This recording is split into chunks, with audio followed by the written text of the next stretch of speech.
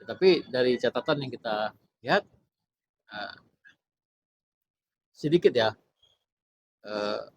alokasi APBD itu yang betul-betul dianggarkan untuk kesehatan, dan itu ada sebagian yang udah masuk gaji gitu kabupaten kota se-Indonesia. Nah sekarang yang dengan undang-undang kesehatan yang baru ini itu malah APBN kesehatan itu dihilangkan, dinolkan, APBD dinolkan. Ini menjadi pertanyaan besar bagi kita. Walaupun dijelaskan tetap ada mekanisme penganggaran di Kementerian Kesehatan dan di pemerintah daerah soal bidang kesehatan. Tetapi di undang-undang kesehatan yang baru itu kita sudah sama-sama tahu APBN APBD itu dinolkan. Ya kan kita tahu itu adalah satu hal yang penting bagi negara, tanggung jawab negara kepada rakyatnya, disebut dengan mandatory spending negara kepada rakyatnya bidang kesehatan. Nah ini yang menjadi fokus kita dari diskusi-diskusi di forum dokter Indonesia yang saya bilang tadi, bagaimana kedepannya pembiayaan kesehatan ini mencukupi untuk kebutuhan seluruh masyarakat. Nah itu mungkin pengantar dulu Pak Edik.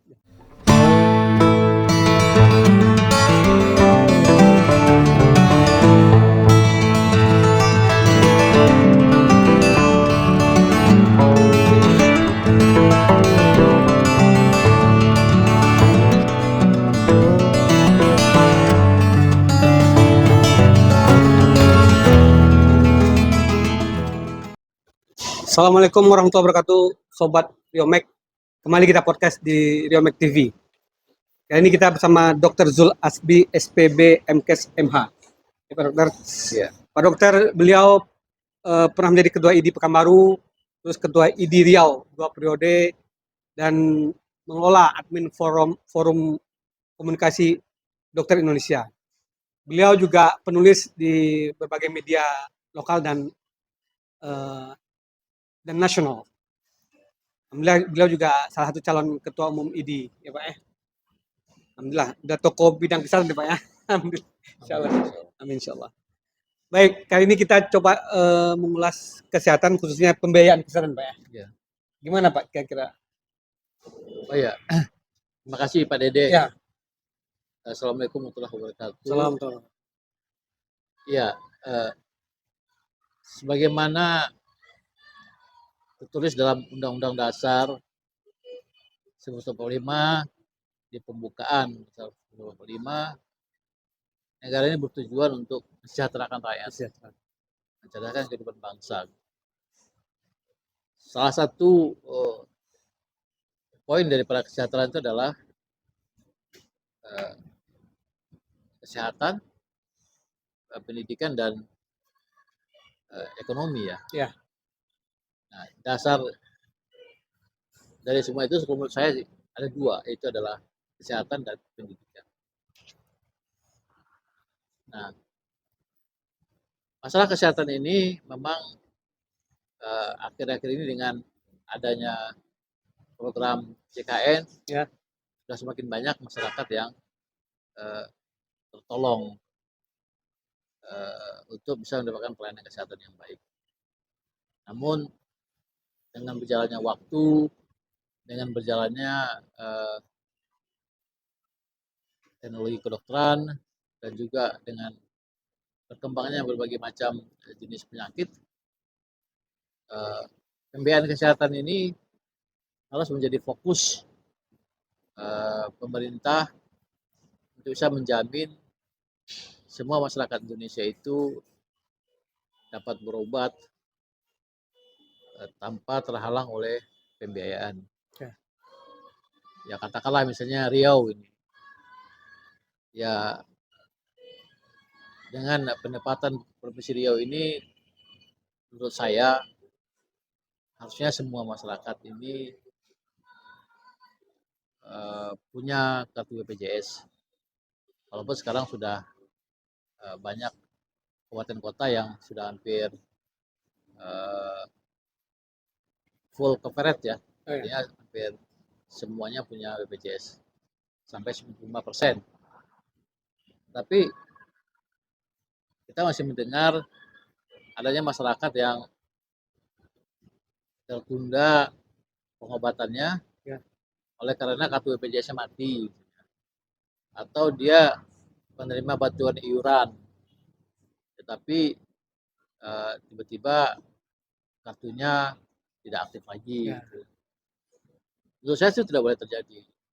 Kalau ada masyarakat yang tidak sanggup membayar iuran BPJS, ya itu harusnya diputihkan saja atau diambil alih oleh negara, pemerintah daerah. Ya. Karena sebelum BPJS itu juga program yang dibuat oleh pemerintah daerah, kabupaten kota di Riau ini menurut saya ada yang bagus ya, positif ya. Jam Kesda ya. Jam Kesda ya. Jadi masyarakat itu bisa berobat, malah pendampingnya juga ditanggung. Ya. Sampai ke pusat, sampai kemana, ke Jakarta itu ditanggung oleh pemerintah daerah. Artinya ada dana yang dianggarkan. Ya. Dianggarkan. Nah ini yang jadi problem kita soal anggaran ini. Kita dari tenaga kesehatan, dokter dan tenaga kesehatan lainnya itu kemarin kan cukup ramai ya merespon undang-undang kesehatan itu Pak Dede.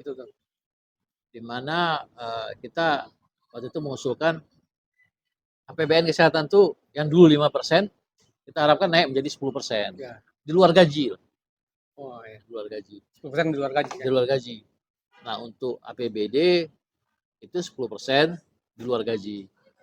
Tetapi dari catatan yang kita lihat sedikit ya alokasi APBD itu yang betul-betul dianggarkan untuk kesehatan. Dan itu ada sebagian yang udah masuk gaji gitu, kabupaten kota se-Indonesia. Nah sekarang yang dengan undang-undang kesehatan yang baru ini, itu malah APBN kesehatan itu dihilangkan, dinolkan, APBD dinolkan. Ini menjadi pertanyaan besar bagi kita. Walaupun dijelaskan tetap ada mekanisme penganggaran di Kementerian Kesehatan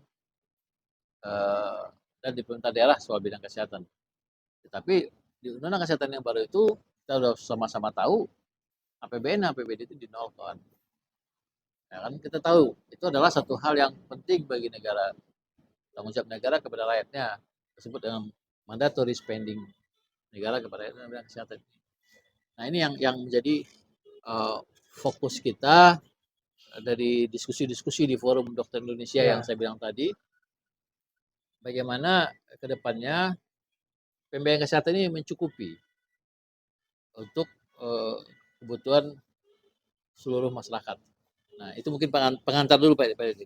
Ya mungkin ada yang itu emang harus 10% Pak atau mungkin bisa lebih enggak Pak? Kalau bisa lebih bagus lagi. Pendidikan kan 20%. Ya, kalau bisa lebih sih enggak ada masalah. Enggak ada masalah. Lebih baik, tapi sekarang malah bukan dilebihkan Pak. Dari 5% menjadi 0 sekarang APBN. Ya. Walaupun dikatakan ada penganggaran sistem mekanisme lain yang akan dibuatnya.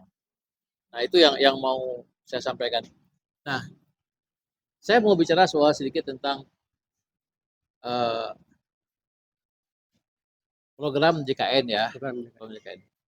Ya sebetulnya semua masyarakat Indonesia sudah berterima kasih nih. Program itu sudah jalan dan sudah banyak masyarakat yang tertolong. Ya. Cuma yang mau saya sampaikan adalah mungkin ke depan diperlukan penganggaran yang lebih besar oleh negara kepada program JKN ini sehingga lebih banyak masyarakat bisa tertolong lebih baik. Begini maksud saya gini.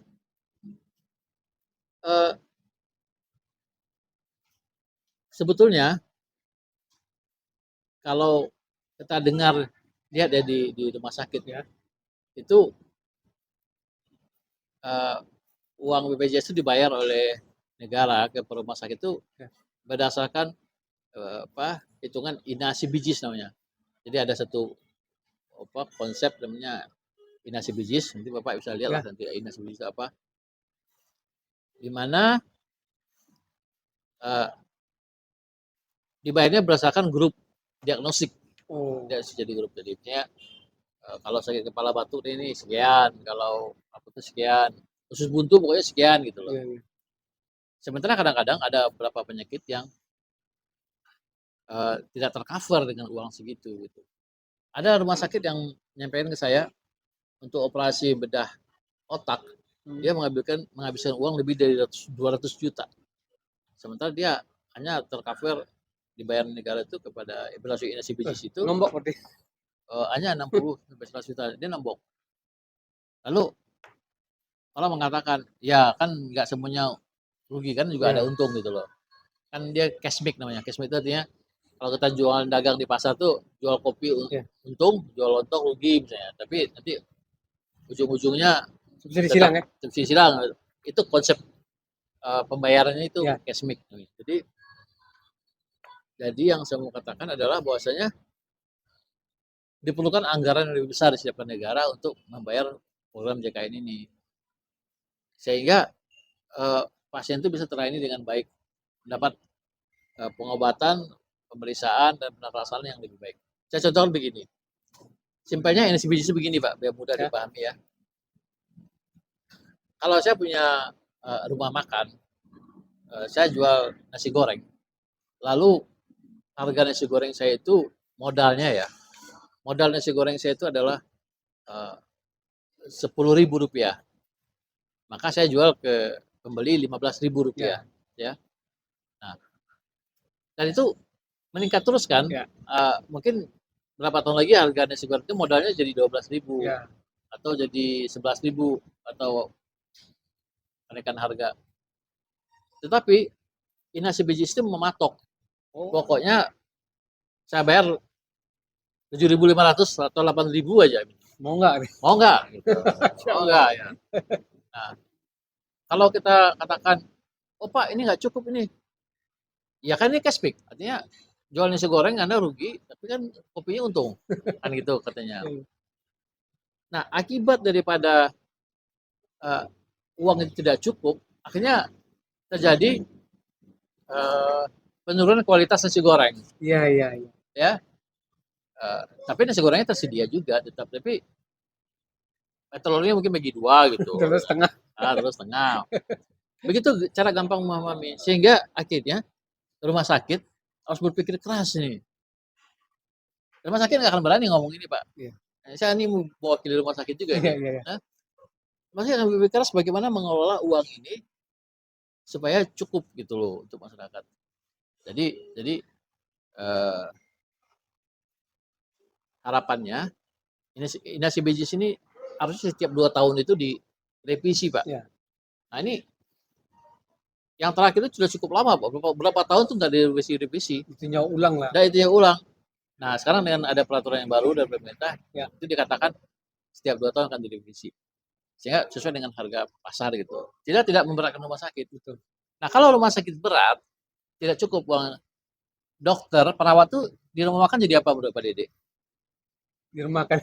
Dia jadi koki dia. Jadi koki. Ini dokter sama perawat itu tidak memutuskan dia obat apa yang akan diberikan, dia tidak bisa memutuskan karena dia sudah dipaket harganya. Nah kalau paketnya itu kurang, tentu dia harus akrobat gitu bagaimana mengatur uang ini supaya tidak merugikan rumah sakit. Kalau rumah sakit rugi, rumah sakit nggak bisa bayar juga pegawainya. Jadi saling berhubungan. Sehingga kesulitan-kesulitan kita adalah untuk kasus-kasus yang berat, Pak.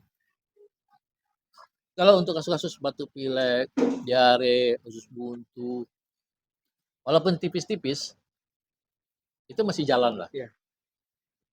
Jadi dokter Indonesia itu nggak dibayar mahal Pak kalau gitu. Nggak dibayar mahal, dia mau tanya berapa dibayarnya. Berapa tuh Pak? Nggak apa-apa saya sebut aja. Kalau Bapak konsultasi di Malaysia atau Singapura spesialis, Bapak konsultasi itu Bapak bayarnya konsultasi aja 1 juta sampai 1 juta konsultasi. Luarnya? Dokter spesialis kita dibayarnya berapa Pak? Dibayarnya adalah 50.000 atau lebih kurang. Nggak masuk akal sebetulnya Pak. Drastis beda kali. Dokter Indonesia tuh baik-baik kan ya? Baik-baik dia tetap melayani kita nggak perlu memasangkan itu. Yang malah menjadi pikiran kita bukan gaji kokinya, tapi bagaimana mengolah uang yang ada ini sehingga bisa maksimal melayani pasien. Untuk kasus-kasus berat misalnya penyakit jantung anak, tumor tulang belakang, spine, atau teknologi kedokteran terbaru lah, robotic surgery, yang berkembang atau stem cell itu sulit Pak dibayar sama uang yang 50. terbatas itu, yang inasi yang Iya, terbatas iya. itu. Jadi ini juga akan menghambat pembiayaan kesehatan untuk teknologi kedokteran Iya, masa iya. depan. Mana negara-negara lain sudah berkembang teknologinya, pembiayaan kita tidak cukup. Pembiayaan kesehatan kita tidak seimbang dengan kecepatan perkembangan kedokteran. Nah, apa solusinya? Kalau saya sarankan pertama adalah itu inasi itu betul-betul pemerintah lakukan revisi sekali 2 tahun, kalau perlu sekali Revisi. setahun. Direvisi itu. Harus revisi, Pak ya? Cocok lah dengan kebutuhan rumah sakit sekarang. Ya, jadi jangan lihat dokternya, oh dokternya ngasih obat generik terus nih, nggak kasih obat paten. Bukan dokter nih Pak. Dokter tuh koki sana, apa yang Iya. tersedia dia kasihnya. Nah mungkin Pak, kalau dilema-dilema terjadi pada waktu kita mau menggunakan peralatan yang canggih. Ya. Itu terjadi dilema-dilema. Itu satu. Yang kedua, eh, anggaran JKN ini ditingkatkan. Sehingga BPJS bisa lebih enak menggunakan uangnya. Lebih bebas menggunakan uangnya. Karena mereka juga kan harus berhitung juga. Karena iuran masyarakatnya juga ada yang macet, Pak. Iya. Ya kan? Iya. Nggak bayar dan nggak Nggak dibayarnya. bayar, nggak dibayar-bayarnya. Tuh. Nggak dibayar karena nggak mau bayar, Pak. Nggak punya uang. Nggak ada uang. Nggak ada uang, gimana lagi? Nah, ini solusi-solusinya harus dicarikan jalan keluarnya. Kartu BPJS yang mati dan sebagainya. Nah, sehingga BPJS kalau dia punya uang yang cukup, dia bisa juga mengelola uang itu dengan enak sehingga Ya. bisa memberikan pelayanan lebih baik. Jadi masalah pembiayaan kesehatan ini masalah yang krusial, Pak. Krusial sekali. Sangat krusial. Sangat krusial. Nah, eh, kemudian yang bisa dilakukan adalah lagi begini, Pak. Di sistem kesehatan kita ini, JKN itu kedepannya harus mau membolehkan untuk COB, Pak. COB. COB itu apa? COB itu Coordination of Benefit. Sekarang COB itu sudah boleh, tapi harus digalakkan lagi. Malah dimungkinkan untuk iur bayar. Maksudnya begini, COB itu maksudnya BPJS membayar pertama, Ya. nanti untuk benefitnya lebih baik disubsidi sama Pemerintah. asuransi swasta. Jadi pasien mendapat benefit yang lebih tinggi gitu. Itu udah jalan. Udah. Nah, yang saya mau maksud itu adalah sementara kita ada perusahaan kaya, Pak. Ada pemerintah daerah yang mampu. Ya. Ada yang punya asuransi swasta yang mampu. Ada orang yang uangnya banyak, berobat ke luar negeri dia gampang aja mengeluarkan ratusan juta, miliar. Nah, orang-orang itu jangan dihalangin kalau mereka mau iur bayar. Nah, saya dibayar BPJS, tapi saya mau nambah. Iya. Nah, sekarang itu selama ini dibolehkan, tapi cuma naik satu kelas, dibatasin satu kelas sama lainnya, dan persentase pembayarannya pun ada maksimalnya. Nah, maksud saya itu bebaskan saja. Kalau ada orang yang mampu bayar, silakan aja. Tapi bikin perjanjian, saya akan mampu bayar, saya naik kelas BIP dan sebagainya. Oh, ada perusahaan, saya nggak mau BPJS saja, saya mau naik kelas. Ya silakan. Nah, itu harusnya dibolehkan iur bayar itu, sehingga subsidi silang, Pak, membantu masyarakat yang tidak mampu. Yang macet tadi. Nah, masyarakat yang tidak mampu ini, kita beli ke masyarakat tidak mampu. Itu namanya penerima bantuan iuran. Jadi uang BPJS dibayar oleh negara. Iya. APBD dan APBN. Nah, dengan APBD APBN 0 sekarang saya nggak tahu ke depannya ini. Iya. Saya nggak tahu. Tapi akan ada mekanismenya. Bukan saya mengatakan tidak ada. Dikatakan akan ada mekanismenya. Tetapi yang saya mau katakan adalah ini harus betul-betul diterima oleh orang miskin. Iya. Kartu BPJS ini jangan ada kartu BPJS miskin ini diterima oleh orang kaya, orang mampu. Kasihan orang miskin yang utang-utang yang nggak sanggup bayar tuh, Pak. yang sanggup bayar itu. Karena dia harus bayar keluarga kan. Iya. Nah, dia nganggur, mana dia mau bayar? Anaknya banyak berarti. Nah, anak itu harus menerima bantuan iuran. Jangan orang yang punya HP bagus, pakai mobil Iya, bagus, iya.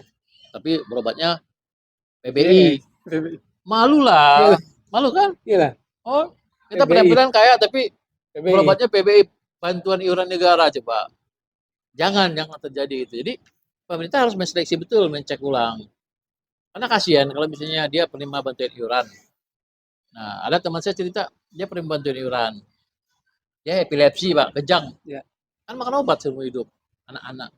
Nggak tahu kalau negara nggak bantu dia lagi, Harusnya bisa dapat bantu. obat dari mana dia? Dia harus makan obat kejang tiap hari. Iya. Obat epilepsi. Bukan obat kejang, epilepsi tiap hari harus makan. Nah, itu harus menjadi perhatian. Nah, terus ya PBI ini betul-betul harus didata ulang, lalu diberikan kepada orang miskin. Kalau perlu ditambah orangnya. Nah, Dia tepat sasaran, Pak ya. tetap sasaran ya. Kalau untuk Provinsi Riau menurut saya sih harusnya semua masyarakat Riau ini pakai KTP aja Pak berobatnya. Gratis. Ya berobat pakai KTP di mana aja di Provinsi Riau ini boleh berobat. Kalau BPJS-nya nggak Cover. sanggup dia cover, negara bantu, Iya. pemerintah daerah. Nah sekarang gini, soal pembiayaan kesehatan juga saya Iya. mengatakan gini. Ya ini hasil diskusi kami loh dengan kawan-kawan di forum itu. Saya ungkapkan di sini. Ya. Menurut saya untuk mandatory spending yang kebutuhan-kebutuhan dasar rakyat ini itu negara harus menganggarkan seperti pendidikan tadi, Ya. kesehatan. Nah, selama ini kalau saya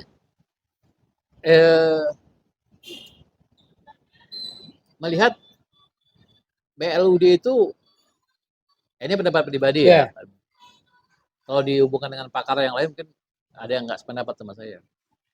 Menurut saya sih nggak pantas kalau puskesmas atau rumah sakit daerah itu disuruh mencari dana sendiri, Pak. Iya. BUD mencari keuntungan. Kalau dalam pikiran saya adalah sesuai dengan Undang-Undang 45, negara itu menyiapkan uang yang banyak untuk kesehatan ini. Jadi ditetapkan misalnya 10% APBD Provinsi Riau, 10% APBD kabupaten kota untuk kesehatan. Nah, atau kalau bisa lebih tetap Pak DD ya, 15 misalnya. Ya. Nah, uang itu dipakai Pak, dihabiskan untuk kepentingan kesehatan masyarakat. Jangan disuruh puskesmas mencari uang. Iya. Sekarang puskesmas itu menurut saya nih, itu lebih banyak melakukan tindakan kuratif, Pak. Pelayanan kesehatan itu ada preventif, promotif, kuratif, rehabilitatif. Ada paliatif. Dia lebih banyak jadi puskesmas itu udah kayak rumah sakit kecil. Jadi semakin banyak peserta BPJS ya, makin banyak puskesmas dapat uang dari BPJS. Iya. Nah, menurut saya sih sekarang 70% puskesmas kerja udah membuka poliklinik, Pak. Harusnya 30%. Puskesmas harus banyak di formatif preventif. Nanti Pak Deddy bisa tanyakan nanti kita bahas formatif preventif dalam sesi berikutnya. Apa itu formatif preventif? Bagaimana? Kenapa harus puskesmas itu lebih banyak ke sana? Uang negara itu dihabiskan untuk formatif preventif, Pak. Harusnya gitu ya. Untuk meningkatkan kesejahteraan karyawan pegawai puskesmas, dokter puskesmas, sehingga dia bisa betul-betul memikirkan masalah kesehatan masyarakat. Jangan disuruh praktek dia. Jangan suruh mikirin cari duit berarti ya. Cari duit. Cari itu kalau praktek itu di klinik ya. Atau praktek pribadi atau rumah sakit. Nah, begitu juga RSUD. RSUD itu negara harus support habis kirim uang ke sana. RSUD itu apa ya alat yang kurang beli. Dokter ahli belum datangkan. Bayar. Sehingga kalaupun rumah sakit atau puskesmas itu merugi, nggak apa-apa kalau masyarakatnya sehat. Iya. Nah begitu Pak Dede. Mungkin secara umum pandangan saya begitu. Gimana dengan adanya Pak, mungkin kan kebanyakan dinilai ini obatnya murah-murah gitu kan. apakah tentu kan kalau alokasi besar lebih 5%, tentu harusnya lebih tidak. Maksudnya obat murah-murah itu maksudnya apa? Obat-obat kan kalau yang BPJS cenderung apa yang obat-obat yang generik gitu kan. Nah, kan harusnya kan bisa aja Ya, tidak obat generik. sebetulnya obat generik ini tidak juga jelek, Oh, tidak ya? tidak juga jelek. Obat generik itu obat obat bagus sebetulnya, tapi yang tidak tidak tidak untuk bisnis ya, tidak pasang iklan, tidak Iya. apa. Eh, namun iya itu harus dilakukan karena tadi saya bilang cerita nasi goreng tadi, Iya. ya. Kalau kita bikin nasi goreng modal 10.000, kita jual 15.000. Tapi ini programnya kan membelinya 8.000. Ya. Sehingga nggak mungkin memakai obat-obatan yang atau peralatan yang mahal Ya. gitu loh. Jadi kalau yang bagus, saya tidak tahu pasti, cuma banyak negara di Asia Tenggara pun Ya. itu menganggarkan dana kesehatan itu cukup besar. Cuma angka saya nggak tahu. Jauh lebih besar daripada anggaran yang dianggarkan sama Ya. kita per penduduknya. Ya mungkin kita bilang ya mungkin mereka negara kaya ya gitu kan. Sehingga yang berobat di di fasilitas kesehatan pemerintah Ya. dengan di swasta itu nggak tahu jauh beda. Oh. Itu harapannya Iya, iya. begitu. Ya kita nggak punya uang nih, kita ambil program pelayanan kesehatan pemerintah. Ini teman kita di swasta. Ya. Ya nggak jauh beda lah. Nggak bisa sama. Harusnya emang Gitu. seperti itu. Itu. Ya. Jadi tidak ada lagi orang miskin yang tidak bisa berobat karena miskin. Sekarang saya masih mendengar itu apa? Nah, mekanisme itu penting dia. Dia peserta BPJS, lalu tiba-tiba dia tunggakan, Ya. tunggakan BPJS-nya 5 bulan atau 6 bulan, terus pas dia sakit berobat, wah ini kartu BPJS-nya mati nih, nggak bisa dipakai lagi gitu. Harusnya itu langsung dikonversi langsung. Oh orang ini diambil alih tanggung jawabnya oleh siapa itu. Tapi yang paling ujungnya ya negara. Ini orangnya harus diambil oleh negara. Ada yang melakukan itu, ada juga yang masih bingung-bingung harus bagaimana gitu loh. Yang bahayanya kalau dia bingung nggak tahu jalan keluarnya, mengadu kemana, dia sebetulnya bisa aja mengadu ke dinas kesehatan kan. Tapi kalau dia kurang pengetahuan misalnya, oh katanya mati udah pulang aja, ya berobat diurut-urutin sama dia kan, atau tanpa pengobatan nanti meninggal. Nah itu yang kita kasihan. Itu Pak Dili.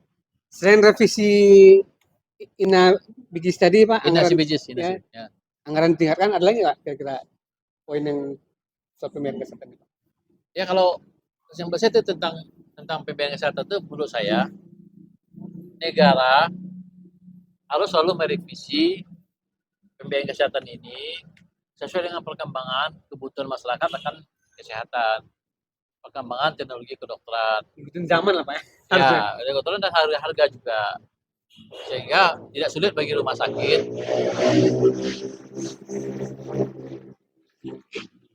bagi dokter, bagi tenaga kesehatan untuk bisa memainkan perannya. Nah, agar tidak campur aduk ya antara uang rumah sakit dengan uang tenaga kesehatan, Ya. bagusnya ke depannya itu dipisah Pak. Oh terpisah. Inasi bijis untuk pengobatan saja untuk rumah sakit Ya. uangnya, dan ini inasi bijis untuk tenaga kesehatan. Ya. Jadi uang pekerja koki jangan dicampur dengan uang pemilik rumah makan gitu loh. Itu maksudnya. Itu bagus. Dan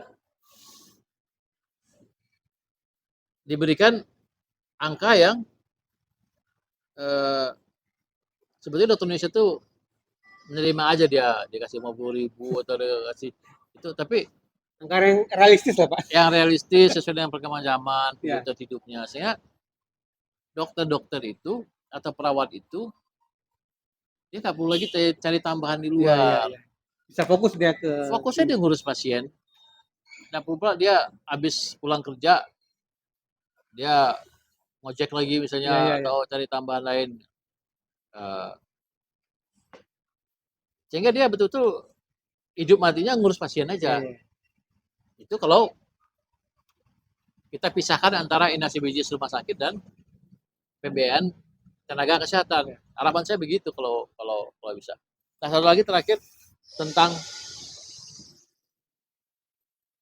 tentang tadi rumah sakit ya, Iya. inasi BPJS. Nah, ini masalah lagi di klinik Klinik. klinik Pratama itu Puskesmas dan klinik Iya, iya. Pratama. Itu Bapak ada tahu cara bayarnya? Banyak BPJS ya katanya. Dia BPJS, Ya. cara bayar tahu? Belum tahu kan? Belum. Ini ya, karena topik kita pembiayaan kesehatan Ya. saya kasih tahu. Dia cara pembiayaannya dengan kapitasi. Kapasitas. Kapitasi itu misalnya gini, satu klinik punya kapitasi 1.000 orang. Ya. Nah, nama-namanya dikasih ke klinik itu. Nanti setiap orang tuh setiap bulan dikasih harga X misalnya. Jadi kalau pesertanya 1.000, dia Ya. 1.000 X. 1.000 X kan? Ya. Nah, itu masalah juga. Karena ada klinik yang pesertanya sedikit sehingga dia untuk membiayai kliniknya aja uang WJK itu nggak cukup. Ada klinik yang Over. sampai 15.000 pesertanya. Dan juga puskesmas itu sampai banyak-banyak. Menurut saya sih puskesmas itu jangan dibebanin hal-hal yang bersifat kuratif, mengobati. Dia harus Ya. dia preventif promotif. Artinya menjaga bagaimana masyarakat itu sehat supaya tidak sakit. Nah, ini sebuah puskesmas dia menjadi kayak poliklinik rumah sakit besarnya. Iya, iya. Nah, Harusnya pencegahan ya. Nah, harusnya itu peserta itu bisa dibagi. Nah, dengan apa kapitasi tadi, ya taruhlah bisa gampang aja lah hitungnya, bukan angkanya. 10.000, Ya. X-nya 10.000 misalnya. Dia pesertanya 1.000. Ya. Berarti dia menerima 10 juta per Juta. bulan. Ini 10 juta itu semua, Pak. Obat, dokter, petugas rumah sakit, training service, owner, cicilan bank, dokter gigi, semua di sana, Pak. Kopi sama itu campur Pak. Campur. Jadi maksud saya itu kalau mau pelayanan klinik-klinik ini modern dan maju, menurut saya sih sistem kapitasi ini malah berebut-rebut pasar. Oh, yang pesertanya 15.000 tuh wifi ada senang. Yang pesertanya 100, yang pesertanya cuma dapat 50 Nombok. atau nombok. Sehingga ada klinik-klinik dokter yang mati. Ya, ya. Ada dokter yang nggak punya pasien. Nah, akhirnya yang terjadi pasarnya adalah pasar rebut-rebut pasar gitu. Rebut-rebut peserta. Oh, ini saya punya perusahaan ini. Di klinik ini, saya pindahin ke klinik itu. Oh. Dari awalnya 5.000, pesertanya mindahin. Ini tinggal 10 lagi dia. Nangis dia kan. Iya, iya. Harusnya, ya, kalau saya menyarankan dari diskusi kawan-kawan itu, klinik ini Ya. harusnya tidak dibayar kapitasi. Tidak bayar gelondongan gitu. Dibayarnya apa? Per pasien aja. Per pasien. Misalnya klinik A kerjasama sama BPJS. Ya. Nah, berarti dia provider BPJS. Ya. Dia harusnya dibayar per pasien aja. Nah, kalau kliniknya bagus, pelayanannya baik, pasti akan ke sini kan. Ya. Jadi pesertanya lebih fair. Jadi semua orang yang peserta BPJS boleh milih klinik mana yang bagus. Ya, ya, ya. Ya kan? Jadi nggak dikuasai oleh puskesmas, nggak dikuasai oleh itu. Dan puskesmas itu pun dia kadang-kadang mengharapkan penghasilannya dari pasien klinik itu. Oh. Tidak boleh. Harusnya puskesmas itu mengharapkan uangnya dari APBD. Dari pemerintah. Dari pemerintah. Gajilah pegawai puskesmas tuh. Ya, ya. Insentifnya kasihlah. Tunjangan pemerintahnya diberikan. Sejahterakan perawatnya, dokternya, petugas puskesmasnya. Dia tidak memikirkan lagi duit masuk Enggak, ya. jangan pikirkan duit masuk lagi puskesmas. Puskesmas pikirkan tentang program-program bagaimana Pak Dede itu bisa sehat, jantungnya terkontrol, diabetesnya terkontrol misalnya Iya. gitu. Itu nanti kita akan bicara soal model-model promotif-promotif di bagian negara yang sudah bagus, Pak. Ya, saya pikir untuk pembiayaan itu pandangan saya. Baik, Sobat Riomek, ini kita tadi membahas soal pembiayaan kesehatan. Nanti kita akan ketemu kembali di topik yang lain. Assalamualaikum warahmatullahi wabarakatuh. Assalamualaikum warahmatullahi wabarakatuh.